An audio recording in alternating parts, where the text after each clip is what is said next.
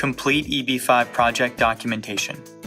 The second major component of an EB-5 Regional Center project is the complete set of EB-5 project-specific documents. These include the project's EB-5 Matter of Hope Compliant Business Plan, Economic Impact or Job Creation Report, Private Placement Memorandum or PPM, Loan Agreement or Stock Purchase Agreement, and New Commercial Enterprise Entity and Manager documentation.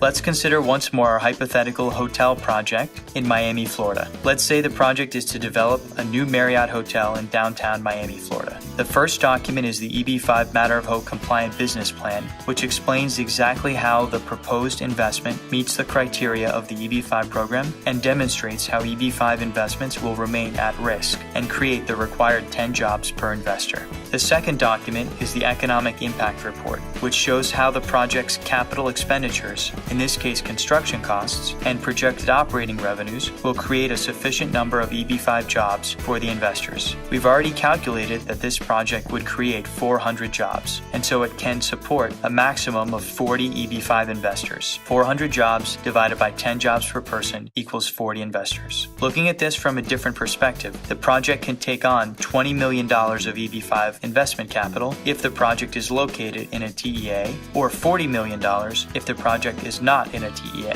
The next document is the Private Placement Memorandum, or PPM, which is a disclosure document to potential investors summarizing the EB-5 transaction, the terms of the investment, the risks associated with the investment, and key information regarding the management and control of the EB-5 investment funds. Many projects use a partnership structure for the New Commercial Enterprise, or NCE, which means that if the project is raising $20 million worth of EB-5 capital, a new limited partnership will be formed. For example, EB-5 Hotel Fund Miami, which will have 40 limited partners, each an EB-5 investor, and one general partner or manager of the fund. Each EB-5 investor subscribes as a limited partner to the fund and invests $500,000 plus any administrative fee, which is determined by the general partner. Then once the EB-5 fund accumulates a certain amount of EB-5 capital, it makes a loan or equity investment into the Job Creating Enterprise, or JCE.